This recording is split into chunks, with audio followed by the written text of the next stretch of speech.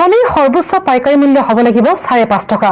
31 ডিচেম্বৰ আৰু মাঘ বিহুৰ সময়ত যাতে মাংসৰ দাম অসাধু ব্যৱসায় বৃদ্ধি কৰিব নোৱাৰে তাৰ বাবে অসম পশুধন আৰু হাঁহ কুকুৰা নিগমে জিলা উপায়ুক্তলৈ প্ৰেৰণ কৰিব পত্ৰ।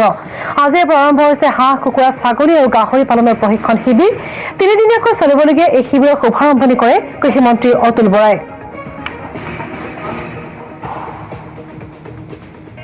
আমি যোৱা কেইটা দিনত আমি দেখিছিলোঁ যে অন্ধ্ৰপ্ৰদেশত কণীৰ মূল্য যথেষ্ট পৰিমাণে বৃদ্ধি পাইছিল, যাৰ ফলত আমাৰ ৰাজ্যতো কণীৰ যিটো খুচুৰা মূল্য এই খুচুৰা মূল্য যথেষ্ট পৰিমাণে বৃদ্ধি পাইছিল। কিন্তু এতিয়া অন্ধ্ৰপ্ৰদেশত কিছু মূল্য হ্ৰাস হৈছে, যাৰ ফলত এতিয়া বজাৰত 5.5 টকা মূল্যত খুচুৰা প্ৰতিটো কণী বিক্ৰী কৰিব পৰা অৱস্থাত আছে।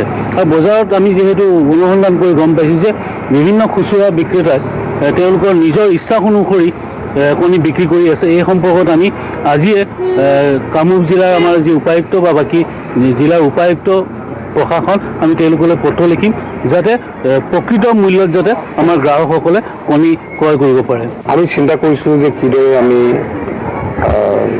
কণী উৎপাদনত, গাখীৰৰ উৎপাদনত আমি চেল্ফ চাফিচিয়েণ্ট আমি হ'ব পাৰোঁ। আজি তেনেধৰণৰ ইনভেষ্টৰ্ছো আগবাঢ়ি আহিছে, এতিয়া এগৰাকী আহিছে, কাৰণ এই প্ৰক্ৰিয়া আমি এইকেইদিন চলাই আছোঁ। যোৱাকালি নেডাৰলেণ্ডৰ যিগৰাকী ভাৰতত থকা ৰাষ্ট্ৰদূত, তেওঁৰ সৈতে এটা নেডাৰলেণ্ড গভৰ্ণমেণ্টৰ অফিচিয়েলো আহিছে, লগত কেইটামান তেনেধৰণৰ ডাঙৰ কোম্পানীও আহিছে।